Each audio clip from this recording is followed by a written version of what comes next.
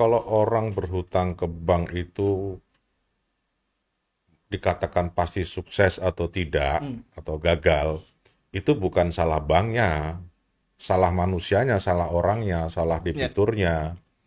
Jadi banyak kok yang sukses, ya mungkin termasuk saya gitu.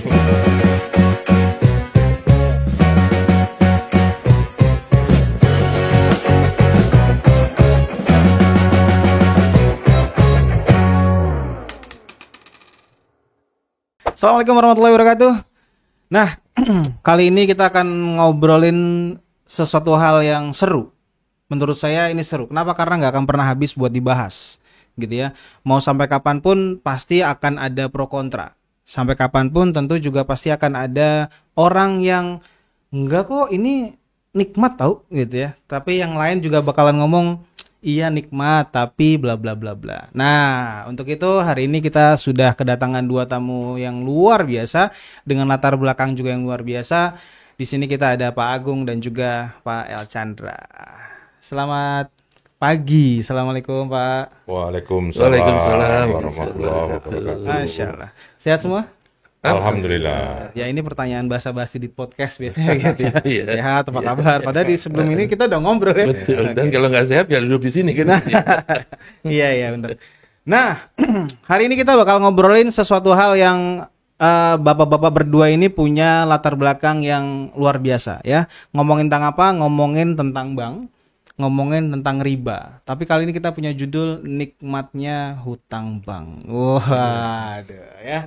Pertanyaannya emang beneran nikmat atau enggak nih, ya kan? Nah, ini di samping kiri saya ini ada Pak Agung ini, beliau pengusaha ya, Masya Allah pengusaha dari tahun 90-an, berarti saya masih kecil, beliau sudah berusaha, luar biasa gitu ya. Dan nanti dari sebelahnya lagi ada Pak Chandra yang beliau berpuluh-puluh tahun juga di dunia perbankan. Nah, saya ngobrol dulu kalau Pak Agung duluan nih ya. Ya.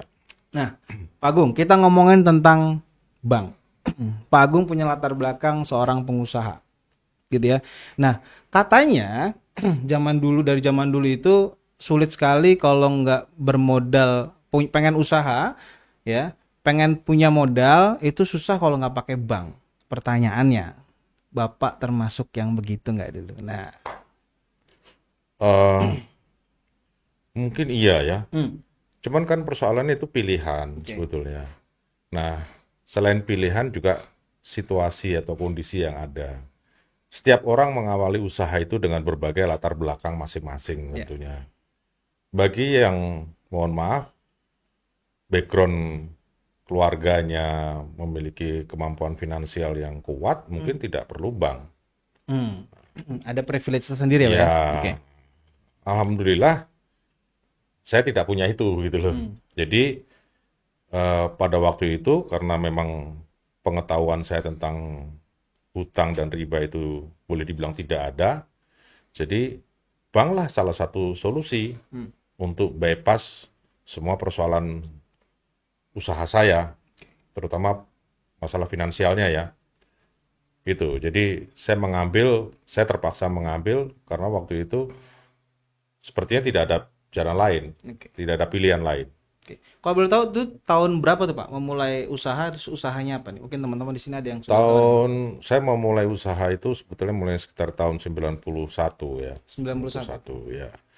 Dan mulai kenal bank ya nggak lama setelah itu. Dan ya awalnya kecil lah, ambil berapa waktu itu ya, mungkin nggak nyampe 100 lah ya, sampai 100 juta.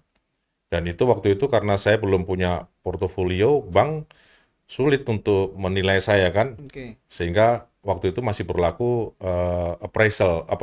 avalis. Jadi petugas appraisalnya itu menerima avalis, jaminan lah gitu loh. Dan salah satu sahabat saya bersedia untuk ikut tanda tangan, jadi avalis saya. Itu mulainya. 91 usaha di bidang transportasi ya Pak ya? Iya, di bidang tour and travel. Transportasi. Habis itu langsung berdekatan lah dengan perbankan. Iya. Nah, saya geser dulu nih Pak. Iya. Nah, kan kedekatannya sama Pak Chan berarti. Nah, Pak Chan saya tanya nih Pak, backgroundnya. Di industri perbankan sejak tahun berapa?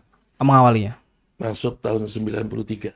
Nah, kan bener kan? 91 usaha, 93 di bank. Oke. Di bank 93. 93 masuk. Nah, kalau boleh tahu nih ya, kenapa masuk perbankan? Karena zaman dulu di pengalaman saya adalah katanya dulu kalau orang bank itu jadi salah satu calon mantu gitu ya, Favorit. pilihan gitu ya. Betul. Begitu Pak ya? Betul. Oke. Jadi ya itu salah satunya keren jadi orang bank itu. Keren. Keren, penampilannya keren gitu. Terus di masyarakat juga kan dihargainya berbeda respect, ya. ya. Iya. Waktu itu saya ditempatkan pertama kali jadi pegawai bank, saya ditempatkan di salah satu daerah di Sulawesi sana gitu ya. Oke. Ternyata di daerah situ berlaku apa satu aturan tidak tertulis gitu ya.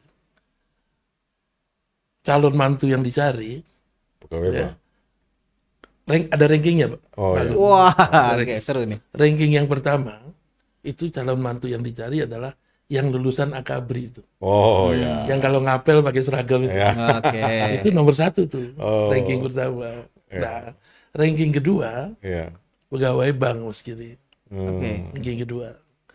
Ranking ketiga orang Jawa Mas. Waduh. Oh, oke. Itu favorit karena dianggap orang Jawa itu apa ya lebih modern lah gitu ya dibandingkan orang sana Suku lah gitu lain, ya. ya. Nah, bayangkan dari 3 kriteria ranking ini, saya memenuhi 2 loh Pak. Jawa Pegawai dan bank. Jawa bank. dan bank. Iya. Wah, istimewa. Jadi ceritanya banyak yang lirik ini. Calon mertua ini masuk radarnya. Masuk. Iya, iya. Jadi keren Mas emang. Ya. Keren. Ya pakai dasi. Bau wangi ya. Oh iya. Iya. Iya bersih. Ya. Jadi keren. Itu kenapa keren emang. Oke. Dan saya dari kecil cita-cita saya jadi pegawai bank. Hmm. Jadi kalau ditanya masih kecil itu Pak Agung, kamu cita-citanya apa? Saya nggak pernah ngomong jadi presiden, Mas. Jadi pegawai bank. Hmm. Jadi memang itu udah dari awal itu. Ada passion di situ ya. Goal tercapai ya. Eh? Mission accomplished ya. Ya, ternyata terpenuhi itu.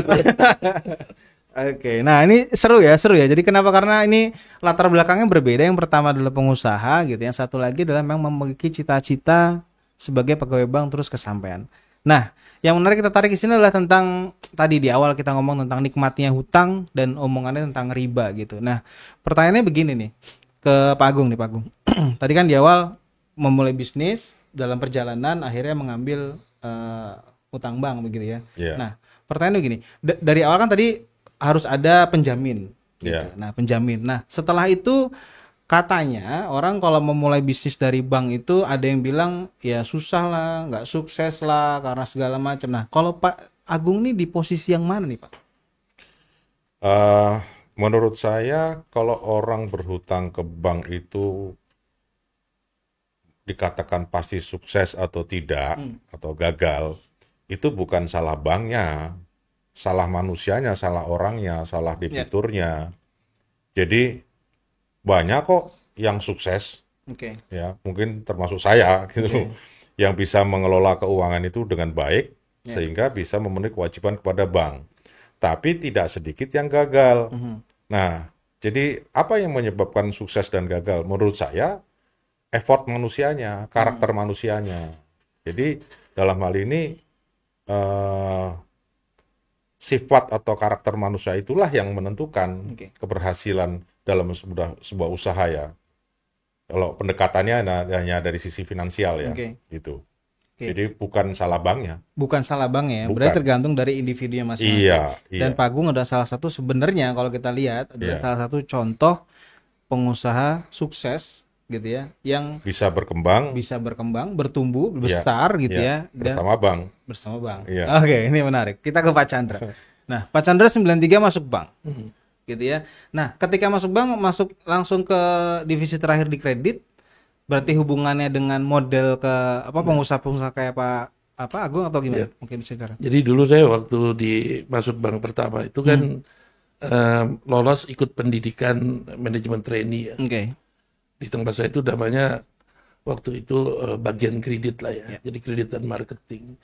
Nah, otomatis memang keluar dari sana ya ada di bagian situ dan memang dari awal sejak keluar pendidikan ya sampai terakhir ya bergelutnya di dunia perkreditan ya di bank. Jadi saya bukan orang operasional, saya bukan orang IT gitu ya, tapi memang saya orang kredit dari awal. Dididiknya itu, bekerjanya juga itu. Gitu. Oke, berarti dari awal memang bersinggungan dengan orang yang memang seperti Pak Agung ya, Oh, iya. yang membentukkan. Iya. Nah, terus perjalanannya gimana tuh Pak? Kalau kita ketemu dan kalau Pak Chandra ketemu pengalamannya ketemu dengan pengusaha yang mau membuka usaha dan seterusnya itu pengalamannya seperti apa? Tadi sebetulnya saya setuju tuh pendapat Pak Agung yang ngomong bahwa belum tentu banknya yang salah. Kenapa saya setuju begini ya? Mas Giri tahu nggak penyebab kredit bermasalah di bank itu istilah banknya adalah side streaming, Mas. Oke. Salah penggunaan. Kalau sampai terjadi side streaming, itu kan pasti nggak ada planning. Betul. Ya, side streaming itu waktu awal dia datang ke bank, Iya. mintanya untuk modal kerja misalnya gitu. Oke. Begitu uangnya cair, ya seberapa persen yang dipakai untuk modal kerja, Betul. ya Lainnya yang lainnya dipakai untuk konsumtif. Langsung. Foya-foya. Udah ya. Konsumtif. Tiba-tiba AC baru, TV baru Iya gitu. kan? baru. Mobil baru gitu kan. Iya, biasa. Nah, Iya. dari situ saja, Iya. kita ngomong logiknya saja ya. Ada besarnya pinjaman yang diberikan, lalu digunakan untuk dua hal yang berbeda ya. Iya. Apa sih perbedaannya? Kalau dia untuk modal kerja, digunakan betul-betul untuk modal kerja, itu kan jadi produktif sebetulnya. Dana pinjaman itu jadi produktif, dan dari produktif ini menghasilkan sesuatu dia. Oke. Ya, sehingga uang tadi bisa memberikan nilai tambah untuk kemampuan bayar dia. Itu kalau produktif. Ya. Tapi kalau konsumtif kan tidak. Ya. Karena uang itu akan habis terpakai. Dan ya nggak meninggalkan apa-apa. Palingan kalau dia jadi barang. Tapi barangnya juga belum tentu barang produktif kan gitu kan. Biasanya begitu ya. Nah, jadi dari situ saja tadi banyak sekali nggak orang yang mengambil pinjaman atau kredit itu tanpa planning. Kok kayaknya banyak ya? Oke. Kok kayaknya banyak Iya. gitu loh. Ya. Yang terpenting buat mereka apa? Dapat uang, Oke, dapat fresh money ya. dapat fresh money. Oke. Dia lupa kalau fresh money yang didapat dari pinjaman itu ada kewajiban di baliknya. Saya selalu bilang gini, apa sih bedanya Ya. uang milik kita sama uang dari pinjaman? Apa sih bedanya? Bedanya saya bilang tes. Saya punya uang saldo di rekening. Ya. Oke. Taruhlah 50 juta Pak Agung. Itu uang saya sendiri Pak. Ya. Saya tarik 50 juta. Saya bawa ke Parangtritis, Pantai Parangtritis. Saya buang tuh Pak Agung 50 juta saya buang. Puas saya buang. Oke. Sama yang satunya, saya juga punya saldo pinjaman 50 juta Pak. Di rekening yang lain Pak. Ya. Tapi di pinjaman. Saya tarik itu Pak 50 juta. Saya lempar lagi di Parangtritis itu. Yang satu pakai uang saya sendiri, yang satu pakai uang saya, uang pinjaman saya. Yang akan dapat stres tinggi yang mana? Yang kedua dong. Walaupun dua-duanya kan sama-sama bodoh toh. Iya. Tapi tekanannya nanti beda tuh Pak. Iya. Kalau uang saya sendiri, palingnya stresnya sebulan memikirkan kebodohan yang apa yang dibuang kan Pak. Iya. Tapi habis itu tidak muncul kewajiban. Iya. Beda yang kedua, kalau yang kedua stresnya tinggi. Duit Kenapa? pinjaman tadi ya. Melakukan kebodohan bisa berhenti sebulan? Enggak. Kita harus cicil itu Pak. Kalau cicilnya 2 tahun, stresnya 2 tahun Pak. Iya. Betul kan? Ya. Jadi ini yang dia lupa gitu loh. Bahwa ini beda status ini. Walaupun kelihatannya sama-sama uang. Ya. Ya kan?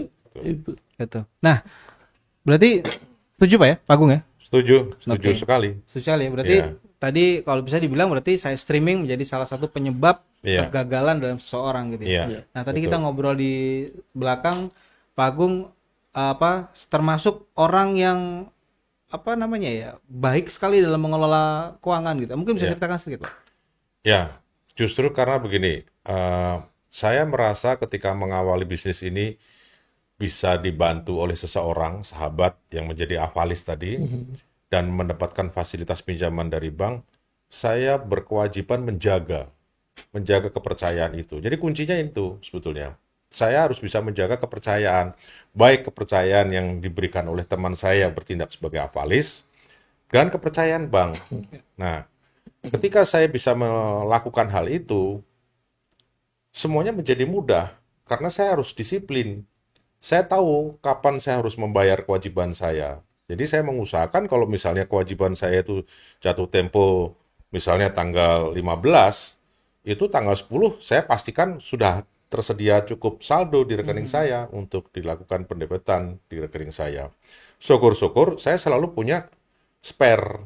Jadi kalau kewajiban saya itu misalnya katakanlah 1 juta 1 bulan, minimal di rekening saya itu ada 2 juta atau 3 juta gitu loh. Yang mengendap ya, yang mengendap. Sehingga eh, ketika satu hal terjadi di mana ada force major atau apa, saya nggak terlalu kelimpungan karena saya punya cadangan angsuran itu 2 atau 3 bulan ke depan. Itu yang saya lakukan. Dan itu berjalan dari sejak saya memulai kenal dengan bank sampai terakhir saya berhubungan dengan bank saat pandemi. Ya, Oke, nah ini menarik. Jadi ternyata emang perencanaan itu sangat amat dibutuhkan, gitu ya, gitu. Perencanaan sangat amat dibutuhkan, dan ketika memutuskan sesuatu hal itu memang harus ada perencanaan tersendiri, itu harus diapain dan seterusnya. Nah, tadi kita sudah ngomong nih, ada apa kesalahan dalam mengambil bank gitu ya, dan itu memang dari orangnya. Ternyata ada kok dalam tanda kutip manfaat gitu dari segi banknya. Nah, pertanyaan saya itu begini, utang itu menurut Pak Chandra nyandu nggak sih Pak? Iya.